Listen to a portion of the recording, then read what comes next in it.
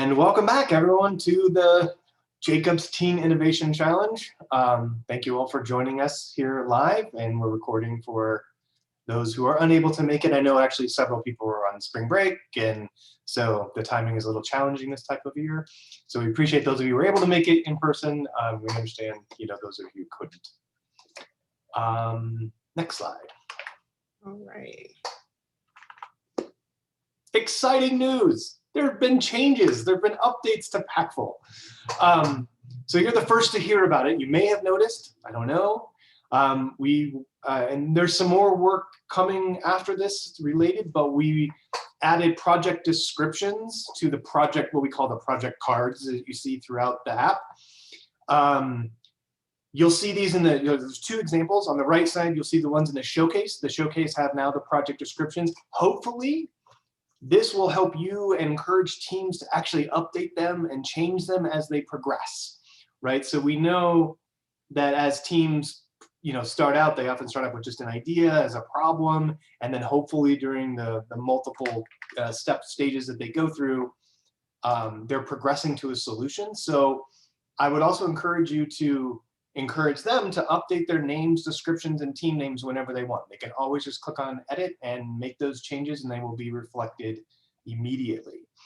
Also, on the second part on the bottom, teachers will now see the team's name and the student avatars on the project cards that show up on the class projects tab of your dashboard. So this should help you have a little better bird's eye view as to who's on the team. I did provide a tip. You can hover over an avatar to see the student's name. Obviously, that will only work on a computer, so it's not a perfect solution because you can't really hover on a mobile device, but that is there for you. Hopefully give you a little more insight into what's going on and who's on the teams. So.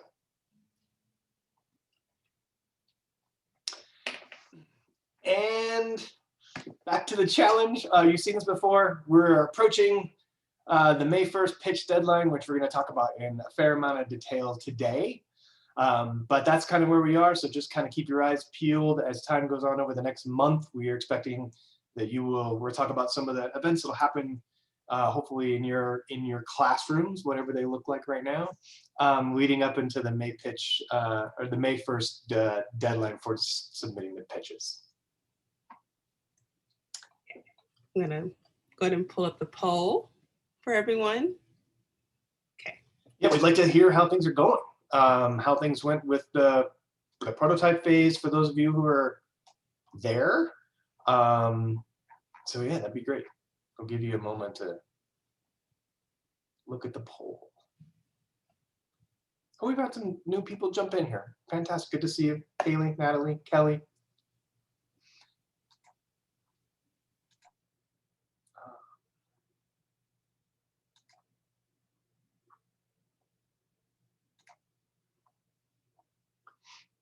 I just disabled the waiting room so people won't get stuck there. Okay, so we're seeing some answers. Do you see the answers too, or not yet? Just us, okay. Oh, there's still a couple polls coming in. Okay, give it another second or two. Okay, ready for me to share? Yeah. Okay. Here we go. So looks like one person's almost done with prototyping. Others are in progress or are headed there. For those of you who are headed there, are you headed there soon? I'm seeing some head nodding. Okay. Checking on the prototype phase, the activities were helpful. So I'd love to sort of hear what folks are thinking about where they struggled. How did the activities, were there areas in particular that we, could help with or change, or what did that look like? I'd love to sort of hear just a little bit about that from anyone who might feel like chiming in. I see Stephen put in the comments that 2 weeks of spring break is killing him. Yes, could definitely see how that could be a challenge. It's hard to do prototyping in the visual world. That was somehow autocorrect on a system doesn't have, it was supposed to be virtual. I don't know how it got to be visual. Oh, would you care? Autocorrect fingers. Yeah. In the virtual world, I understand that. Were there any feedback on the activities themselves, Stephen, that could have helped with that process a little bit? I don't think so. You know, this is the second year we've done the prototyping in the virtual world. You should be expert now. And I think the big thing is we just don't have a good way to get stuff out to the kids. So it ends up being a question of what can they do with what they have on hand. And you know, now we're coming back, but it's you know, again, we meet once a week. We're not planning on coming back that day of the week at this point. So it's still going to be a problem. I think that I'm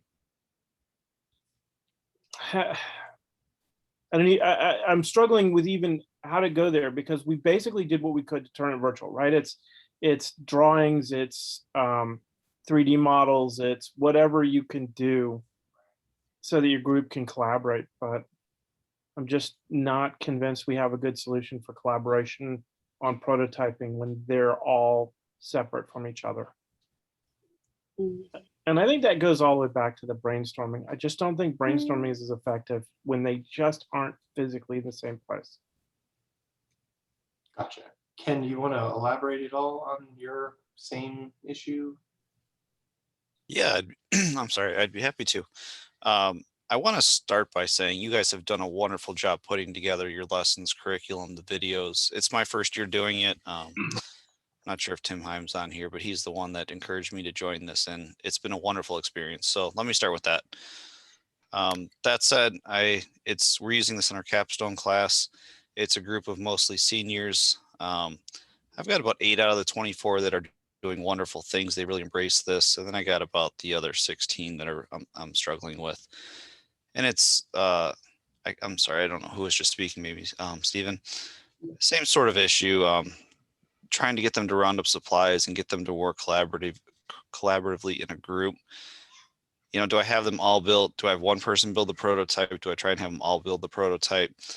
And I'll admit, I just started this a few days ago, so I'm real new into it also. But that's where I'm at also. It's so my last lesson before they left for our 3-day weekend here was, you know, trying to get them to round up supplies and figure out what they might use around the house without sending home material kits and things like that. Definitely. Thank you for that feedback. And if any of the others who are here have any comments or suggestions or ideas for folks, please. Monty, I'll share. This is Carl. I think I've got everything set up. Mine's a little bit different in the sense that we have been coming back to school in a hybrid, kind of a high flex model. So I have some kids, I have 2 kids some days and stuff. The resources were helpful when they used them.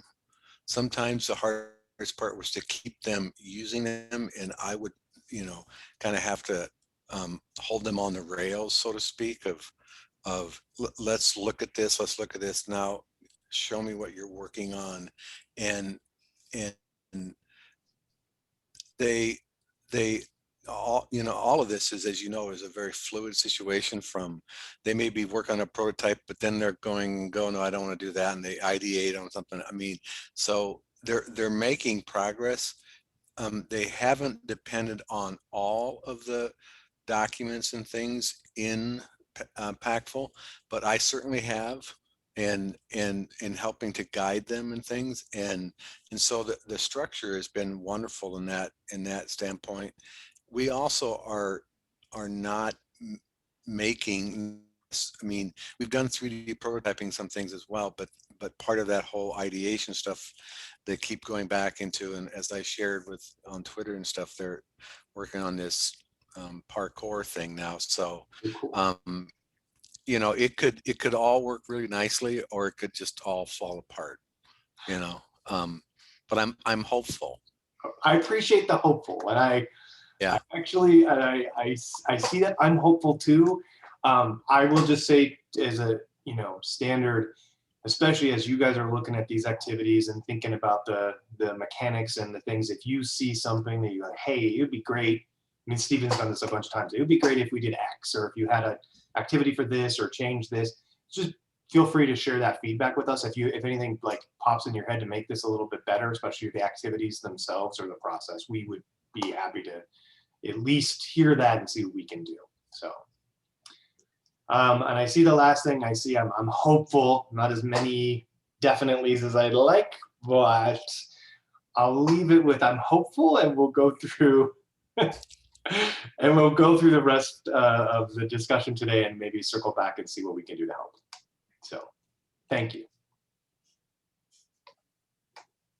All right, so we'll talk today about the pitch phase. And of course, this is the wonderful opportunity where the student teams can sell their idea. This is where they'll use those persuasive strategies and storytelling conventions to basically convince the audience that their solution can really make a difference for the betterment of the world. And so the goal of this phase is for students to set the stage, to build suspense, and then ultimately reveal their solution as the hero that solves the problem. And so we'll dive right into the activities. So impactful, the pitch activities are divided into two categories. The first one is craft it, and the second one is share it. So let's take a look at the crafted ones. So starting with the first activity, craft your story. And of course, we recommend that students do between 3 to 5 activities, but of course, if you don't find yourself having enough time, we ultimately leave that up to your discretion. So you are the teacher and you know what's best for your students and your classroom. So we trust that.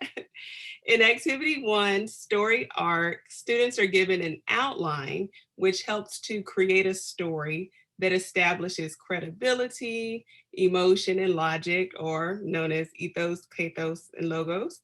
And I'll say last year we saw some really good projects that just did a really good job of telling the story. It really pulled you in. It didn't just jump right into the facts or details, which of course is important, but it did a great job of shaping the story itself. In activity 2, solution slogan, this activity allows the students to come up with a catchy slogan that represents their solution and then of course has emotional appeal. And then in activity 3, solution name, the students are given the opportunity to really collaborate and create a catchy name for their solution. I think this will be pretty fun for students because they get a chance to keep in mind some of those creative techniques that many companies out there uses, including like incorporating other languages into their name. They can merge words together, or even come up with a creative spelling for their solution, such as dropping off vowels. So just anything to just really help them come up with a fun name that captures the essence of their solution. Continuing on with the crafted activities, we have the competitor matrix.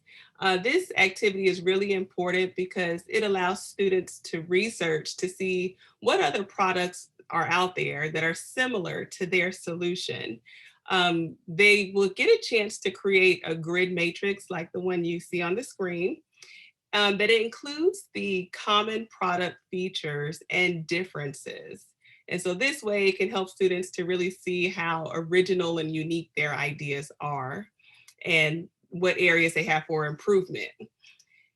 In activity 5, crafted value proposition, this calls for students to identify their primary target audience and to list the features versus benefits, as you can also see here on the screen.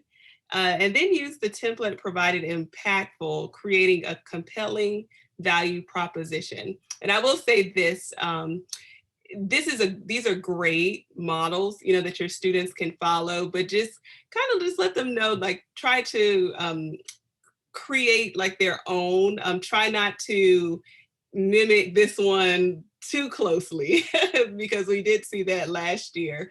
They do have some freedom to, to add in their own categories or titles for their products. It doesn't have to look exactly like this.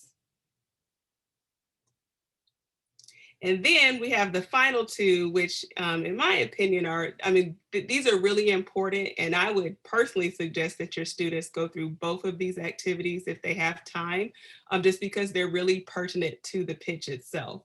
And so within the share it activities, the first one you have is create your presentation.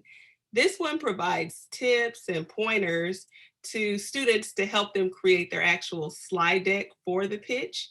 And what's really cool about this activity is that it gives examples from some of your leading companies out there, such as Facebook and Airbnb. It actually has the examples of the pitch decks that were used to pitch those companies. And so I think, when students, can get outside the classroom and think like, hey, how does an actual company out there utilize, this strategy, they can see how really big and important what they're doing in the classroom is. And also for the pitch event, this activity actually goes through the rubric with the students. And so this is the one that you would actually use in your classroom, and we'll take a minute to go through that. But this activity itself gives helpful reminders to students on just some key things that they need to know leading up to the pitch. And so, as I said, I recommend that they would go through both because they're just really important for the pitch presentation. So I'm gonna take a moment to pull up the rubric for you here so we can take a look at it.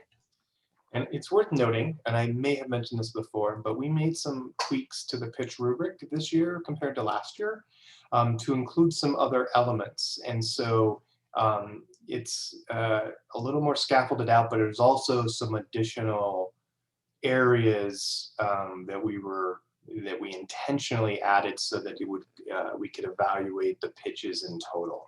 And hopefully that would help you too. One of the things we saw last year, as an example, and this happened because of the pandemic, some student teams were compromised in the prototype that they were able to create. And in some cases, I think they did pitches that talked about the prototype, but didn't really even share it.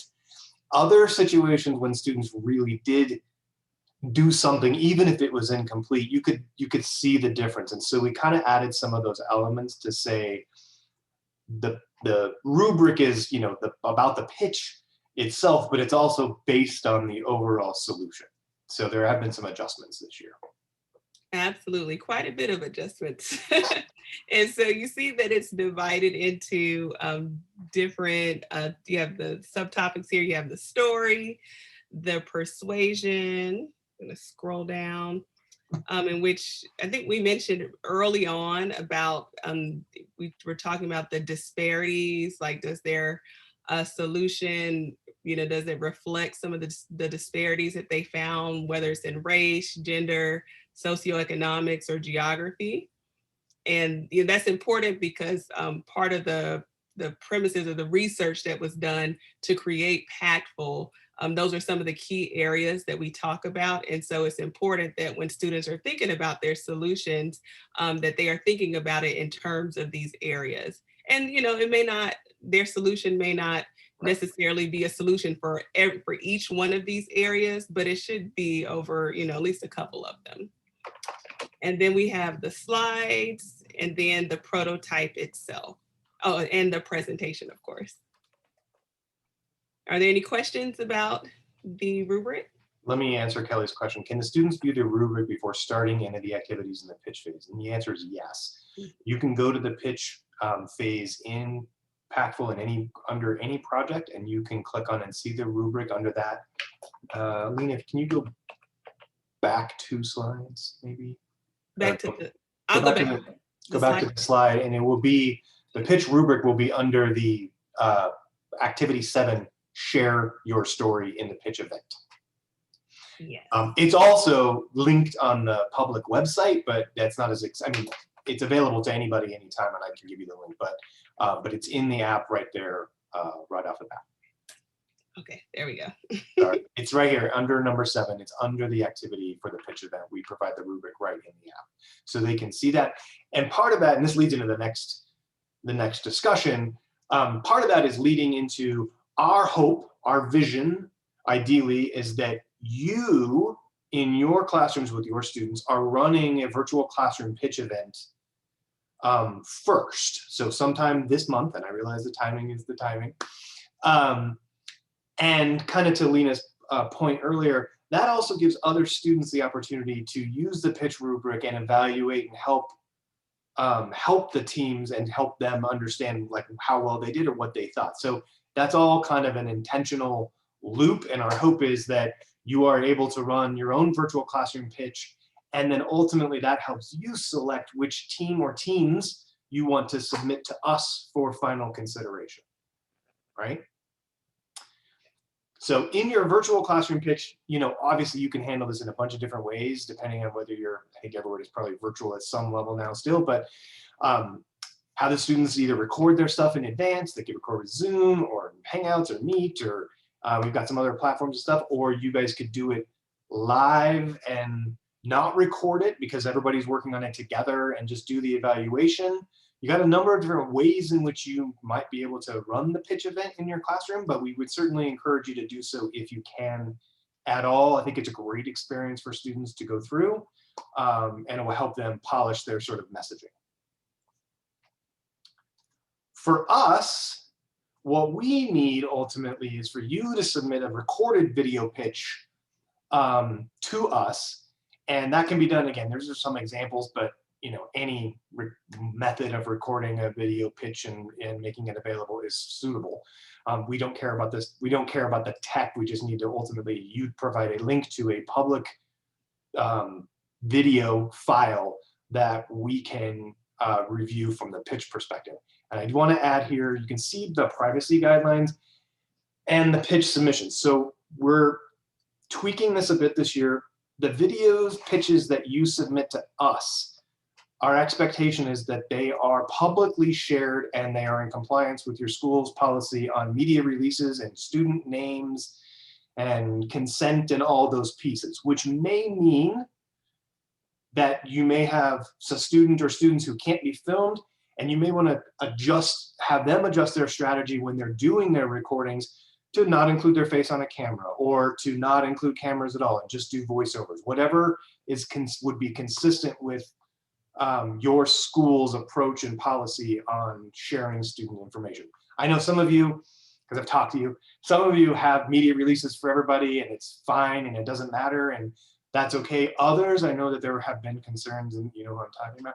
There have been concerns about certain things can't be shared. We want you to take that into consideration in advance and plan accordingly so that the recorded pitches that you send to us are public and able to be shared. Are there any questions or comments about that? Great. Let me know if they come up later. If you have a set of extenuating circumstances, like if you got something already done and then you had a student who can't appear or something like that, please reach out to us. We'll see what we can do to work something out. What we're just trying to avoid, honestly, is trying to deal with that after the fact by trying to blur people or get them. That's going to be a problem for us at any scale level. So if you can work with them up front to do that, that would be ideal. So the rules this year, educators are allowed to submit 1 recorded pitch for every 6 student teams, and yes, you can round up. You don't have to submit that many. If you only have 1 student, there's a couple of situations, there's only 1 student team working, so obviously that'll presumably be the one you submit. Others, you have a lot more involved. We're gonna go a little bit on the honor system here, like, you know, take the number of teams you have who actually went through the challenge event and got through the pitches, and then pick up to 1 for every 6 student teams. So if you had 18 teams, you could submit 3, and otherwise you can do the math. And then as a reminder, the video pitches you submit will need to be public, but also should be no more than 5 minutes. And then our plan will be to evaluate them using the same Packful rubric. So they'll know how we're going to evaluate them and what we're looking for based on that experience. And we will work on getting that done and selecting the winners, plural, by May 19th. And I will also point out, which we didn't include in the slide, but if you recall, this year we're also doing something a little different with the winners. Instead of giving cash or cash equivalent prizes to student teams, we're giving the winning teams an opportunity to choose a charity to select who will get their winnings in their name. We're working on that list right now too, and actually aligning it to the global goals. So they ultimately could, if they're one of the winning teams, there'll be a place where they can go look and pick from a list of potential charities, including ones that are aligned to their same global goal, or they could pick a different one. Doesn't really matter to us, but that would be the donation that we would make in their honor. Okay. Hey, I have a question, Monty. Please. It's Carl. Sorry. No, don't be sorry. So when you are going to be judging the pitch, are you doing it simply from the video? Or I've always been kind of curious about this, and maybe I should have read something. Are you able to see all the stuff in our teams, the documents that they're submitting and stuff to support going on? Does that factor in at all? So the answer is to the second question. Sometimes we can see all the documents and sometimes we can't. It depends on how your school, if you have a school implementation of Google, sometimes the sharing works that way and sometimes it doesn't. So that was something we dealt with last year, unfortunately. So that's yes sometimes and no sometimes. Okay. More importantly, then the answer is no. We will only look at the video that is submitted to us. We will also ask you to optionally provide the slide deck at that time as well. And we would look at that at the same time if you provided it. But that would be the basis. Okay. And what has ended up happening, and we can talk about it at the end too. We know some, I mean, Stephen has a good example. Some of they had gone through the pitches in multiple, because they're double timing and doing other events and other things. And so in some cases, I'd actually seen some of their stuff before because there was a project event demo day and other things, and that's totally fine. So that's why you need to think about the mechanics of recording. And if you want to record it at the time they're doing classroom pitch and use those files, that's fine. It doesn't matter. That's completely up to you. Got it.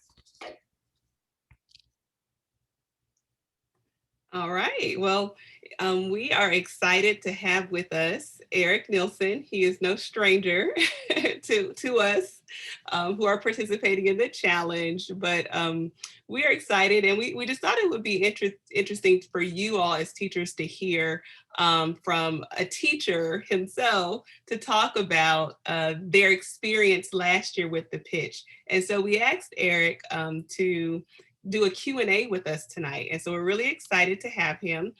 His students last year placed 1st and 4th in the Jacobs Institute Changemaker Challenge, which is what it was called last year. And so he's going to share with us his exciting perspective. But before we jump right into that, I would like to give you a short bio about him. Eric Nielsen is a 25-year veteran of San Diego City Schools.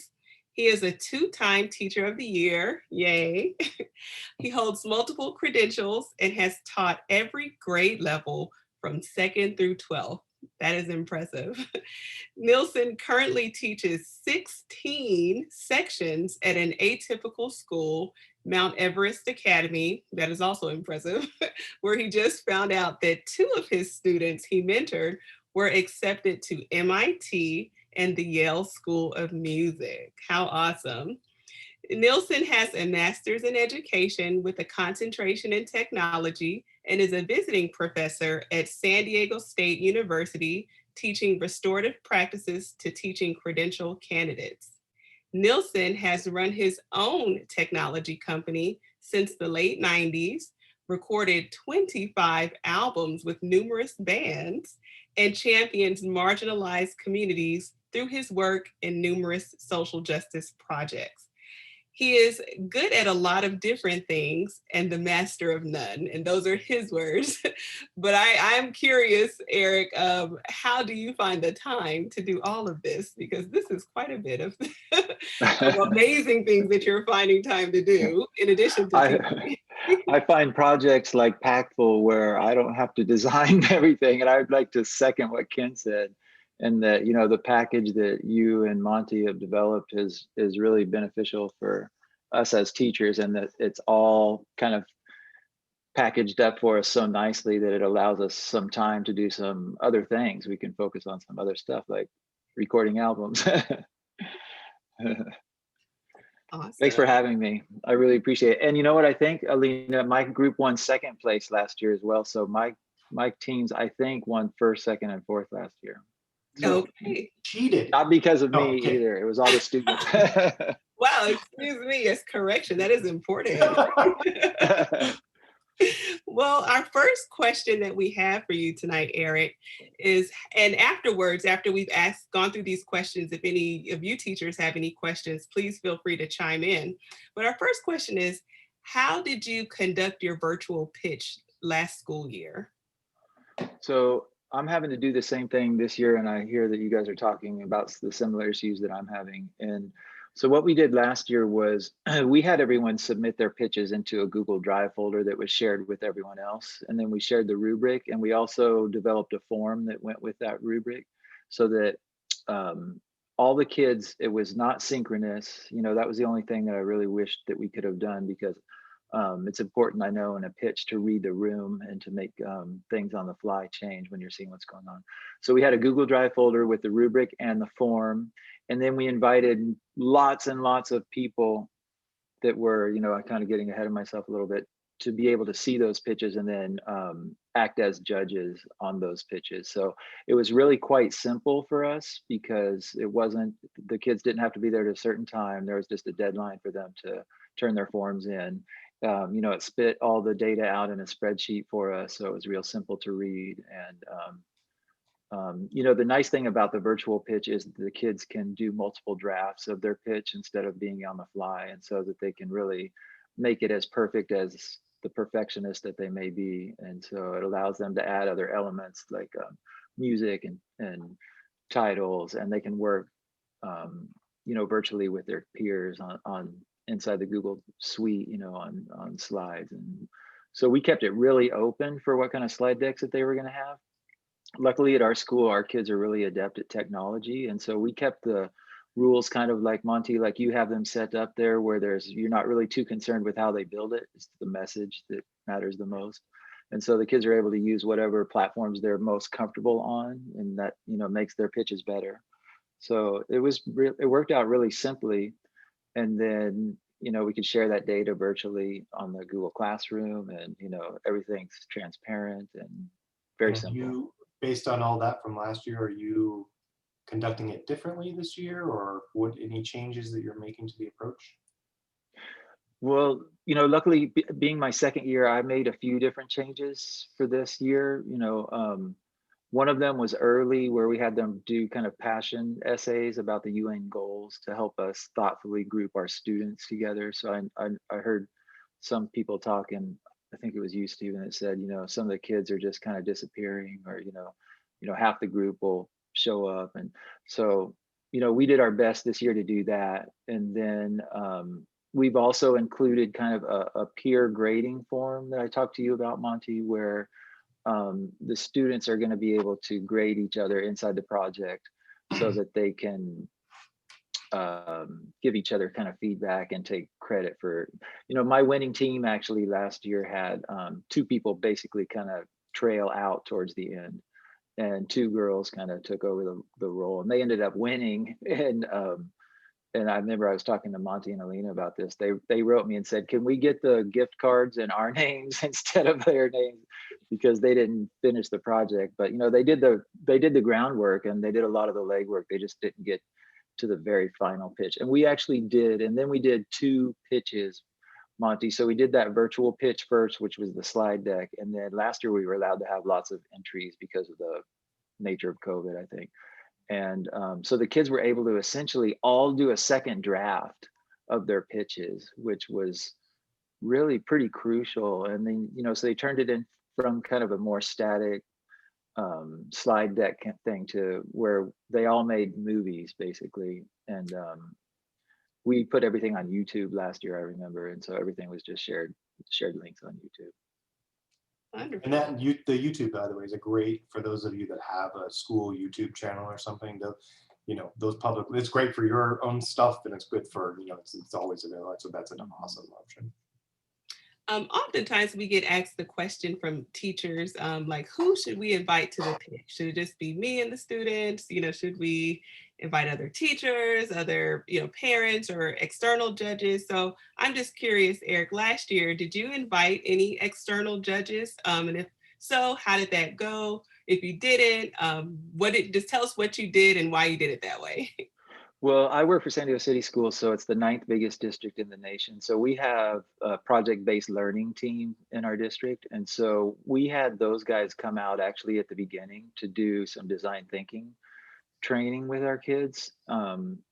This is the first design thinking project I've ever done, was last year. So I'm no specialist in design thinking, but I was able to have some people from the district then act as judges because they were involved from the ground up. I had my admin act as judges. I had my counselors, my special ed. I had some parents. I tried to include as many people as we could because the nature of the way we were collecting the data with the forms made it so simple. It didn't really make it any extra work for me. And then it was excellent PR for Pactful, which I was really thankful for Pactful. So I wanted to promote them. And then for my school, we won and it was great. We could promote that. And for the kids and the teachers that all participated, it's kind of a nice caveat to be able to go out and say, this is the extra work we're all doing here. I'm on spring break, and I know a lot of you guys are. We're all here working on spring break or after hours, and we should be accorded that kind of attention when we do that good work. I feel like It's true. Thank you. So yeah, so I invited a lot of people actually, That's and great. yeah, I was really thankful about that because then you could talk to people about it and collaborate, and then the teachers and the counselors could see the kids, or I was hoping could see the kids and say, hey, I saw your pitch and fantastic work, and create community. Well, and that's partly why we're trying to adjust a little bit this year. One of the things we didn't do well last year is secure the media stuff, and so we ended up in a place where in some cases we would have had permission to share them, in other cases we wouldn't, and we're trying to avoid that this year because I think it's good PR for everybody. And it's also good for students to see each other's work too, and can really help with that. And on that note, you kind of alluded to this already, Eric, a little bit, but sort of what was the experience of your winning teams last year? Like, how was their journey through the program itself and ultimately leading into the pitch? Like, any advice or suggestions or things you saw that was working well or not working well? Yeah, thanks, Monty. The second year was much easier for me with the ability to kind of think about how I could group my kids thoughtfully and, knowing my kids. So last year I had one team win that was all women that did an application that was, it was STEM something, where they could communicate with other women about resources, and they could talk about situations that they experienced personally as women. And this was a group of, all strong women that wanted to do gender equality work. And so I was able to group them really closely together. The winning team was the team, that kind of trailed off, where 2 people ended up finishing the project for 4 people. And I remember at the very beginning, them having a pretty intense, for me, the hardest part of this project is kind of helping them slide through choosing the one concept that they want to follow, because there's always one strong voice in the group, or 2, or a friend and a strong voice, and they kind of can override maybe other people's ideas or not really listen to the group. It's a hard choice. So this group made a hard choice, and I have the pitches if you guys want to see them. But they picked recycling clothes that were left in the lost and found to make small purses or book bags that they could sew on site, and everything was on site. And so it was recycling. And the girl that had the idea, side note, she's one of the 4 principal characters in the new Babysitters Club that's on Netflix. She's one of the main actors. But it was her idea, and it was a really simple idea compared to some of the other ideas that are going on. And so some of the kids just weren't down with with, you know, sewing used clothes kind of things. You know, the boys weren't really funny. So that was a challenge. But it ended up working out really great, I feel like. So sorry, does that answer the question there? I had something else I was going to say, but I lost it there. No, it does. And, you know, Eric, I have a follow-up question before I get into the last question that I have, but this is a follow-up from the previous one. Since you had like a lot of external judges come into your, well, I know you did it virtually, but how did the students respond to those external judges?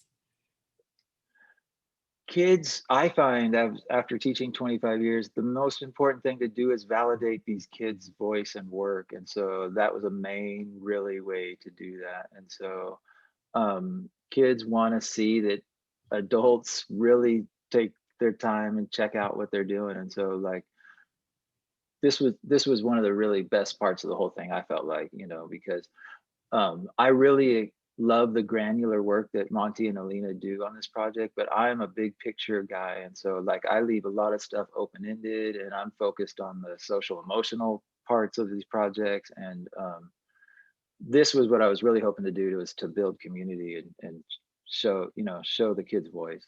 So yeah, I'm gonna do it again this year. Maybe I'll ask, oh no, I can't.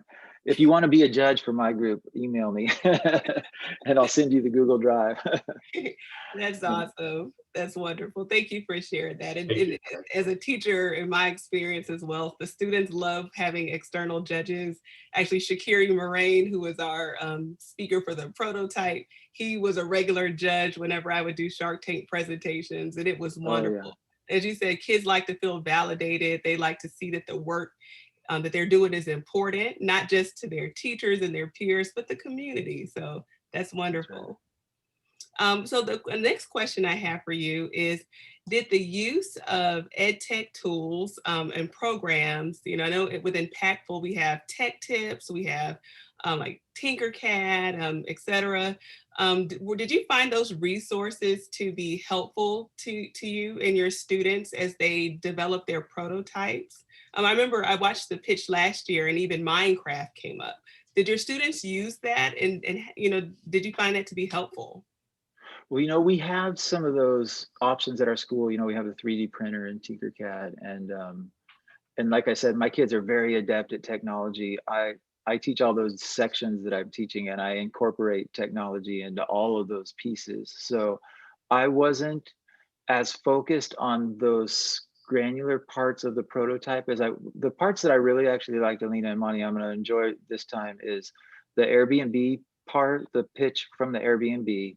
And then I'm curious to see the Facebook part that you said for the pitch and the original slide decks for those guys.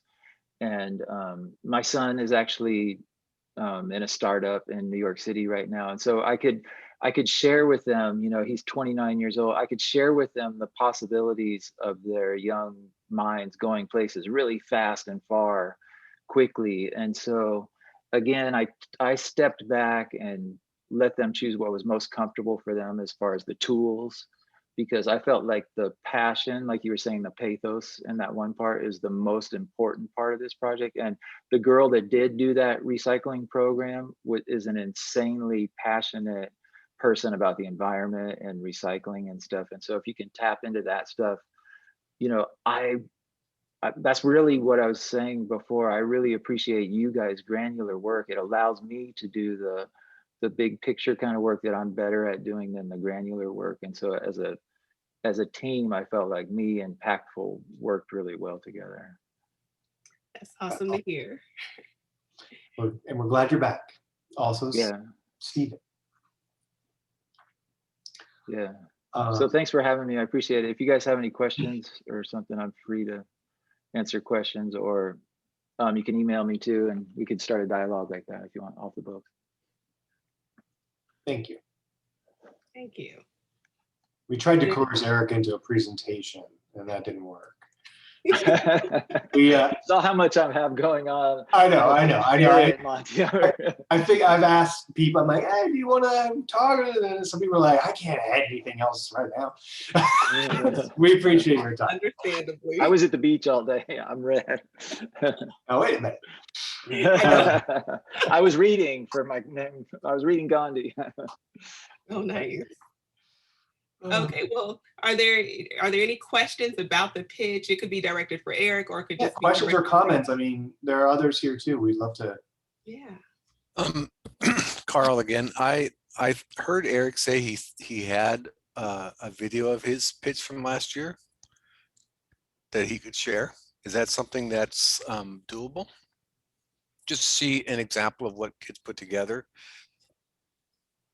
Yeah, I have them. I think Monty put them in the link chat box right there, but I'm happy to share my screen, or Monty, or I'm not sure your time. I did not. The link that I provided does not have the. I have copies of all the pitches, but I don't have permission to share them with everyone. So, Eric, you might have to. Maybe you could. Post I could show you. I have 2 of my 3 winners. One of them had issues like you were speaking about, Monty, with privacy and stuff, which is a kind of a serious hiccup that it's a hard one for teachers if we don't have those kind of releases and stuff. And so one I saw was private when I was getting ready for this meeting, but I have 2. If you'd like to see them, I can share my screen. Yeah. Would you like me to? That'd be great. Okay. Okay. Cool. Make sure you can. Oh. Okay. So this was the winning project. Sorry, can you hear that? Let me take my headphones. No. No. But 300 million tons of plastic is produced annually. 50% of that plastic is manufactured for single-use purposes, meaning that it is used for only a few moments but left on the planet for several hundred years. What if you could help the Earth and your overall plastic consumption by changing one small thing in your lifestyle? Well, you can. Introducing Go Green food bags. These may look like your average reusable bags, but they're not. Our Go Green bags are 100% eco-friendly and made from recycled materials. Single-use plastic makes up approximately 10% of generated waste, most of which goes into landfills or the ocean. While this may not seem like a staggering harmful number, it is. Approximately 100 million marine animals are killed each year by plastic in the ocean. Plastic is affecting all life around us, whether we realize it or not. Unlike chain brands, our handmade reusable fabric bags enable protection of wildlife, reduction of carbon dioxide in the atmosphere, and the cleaning of our oceans. To make our Go Green food bags, we use fabrics from our school's Take One, Leave One clothing drive that would have otherwise gone to waste. We have sourced and produced all of our products in ways that won't harm the environment. Our prices are more improved than that of our competitors to ensure that an eco-friendly lifestyle can be available to all. We hope by making these bags and our products, we are contributing to reduce carbon footprints and a greener lifestyle for any of our customers. A world with Go Green food bags is a cleaner, greener world. So you can see the prototype was quite simple for them. It was actually in one of the slides there. And then, and so 2 girls basically did that. And you could see they referenced their slide deck, but then they went and sourced other materials, other images. And if you want, I can show one more. Would you like me to, Monty or Alina? I'm not sure how your time is. Stephen provided a link to. What I think we'll do is we'll pause, and if there's questions and stuff or more time, then we can come back in case somebody else wants to do it. So I just want to be in the interest of time, but thank you. All right. Hold on one second. Okay, I'm gonna share my screen now. Thank you, Stephen, for the link too. That's Good afternoon. amazingly helpful. Yes. Okay, so I'm sharing my screen now, and just in case, so you can see we have all of the winners. So we see the Go Green food bags, first place here. It's popping up. And we have our second place, Idle Reminder, Stephen Cerruti, E3 Civic High. Fido Attack was also Stephen as well. And we have Eric, fourth place with Gender Equality, Awesome Project and Life in a Bucket, which was from Dana from Kearney High School. Okay, so let's go back here. As you all know, it's not too late to do the Storyteller Awards. I'll let Monty cover this, but I tried to make sure I captured all of the pictures from social media. And if I didn't, again, charge it to my head, not my heart. Yeah, this is just sharing some of the stuff we love seeing. And again, I know not everybody can share all the time, but it's really great to see the work in progress, and we love seeing the insights into what students are doing and what you're thinking. And some approaches, I saw something even just this week was like, we're doing 30-second, blitz pitches. And I was like, that's a great idea. There's lots of different interesting ways. So thank you all for, sharing and with each other and with us. And obviously, on the reminder on the next slide is, as we progress in the next month, if there's future, particularly as now they're getting hopefully to a place where they're got some sort of prototype and or working on their pitches, and maybe a great time to share in advance some previews of what we might see. We'd love to do that. We'd love to see it. So that's just a general reminder. And with that, we will open it up to questions, comments, thoughts, feedback, complaints. Well, maybe not too many of those, but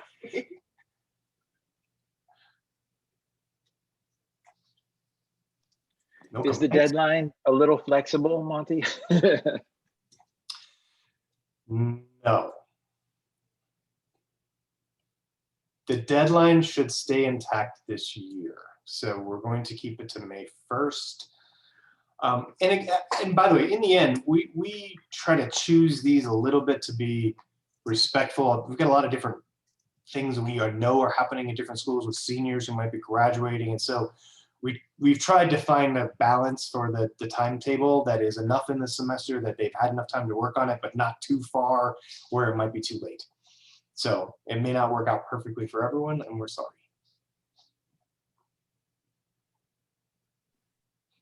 Kelly has a great question in chat.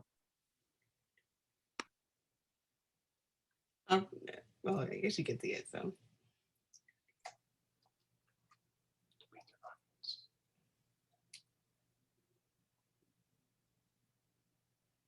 That's a great question, and I don't know the answer.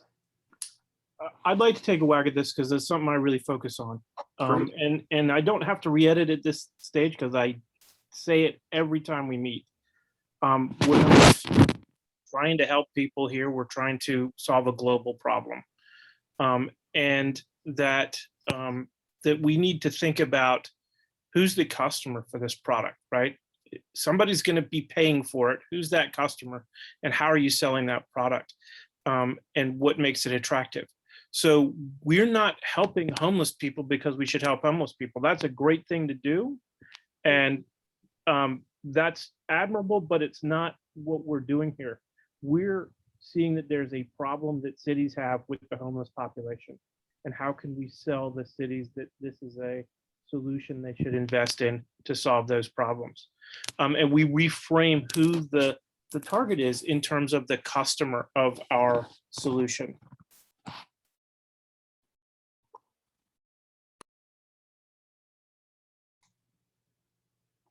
Thank you. Kelly, does that help? Okay.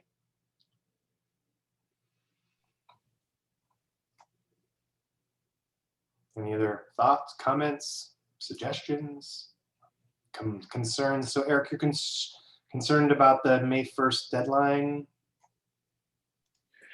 We just got started late, so we're just gonna have to just kind of pack things in a little bit. So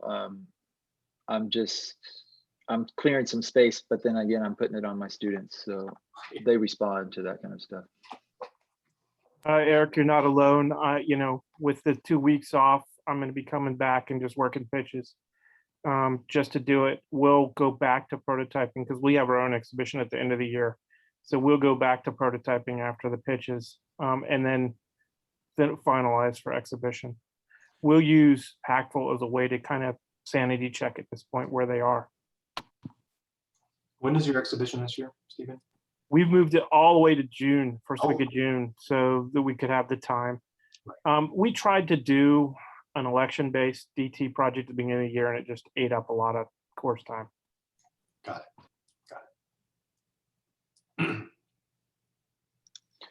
Can I ask Stephen, what class are you teaching this project through? We do a 4-year design thinking program. Now, it hasn't been as formal. Hopefully next year we'll have all 4 years UC approved with different learning objectives for each year.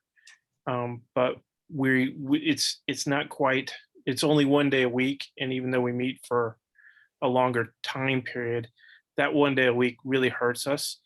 But we're reimagining what school looks like for next year. So we're going to be putting a lot more open time into their schedules so they can be working on these projects throughout the year outside of formal class times.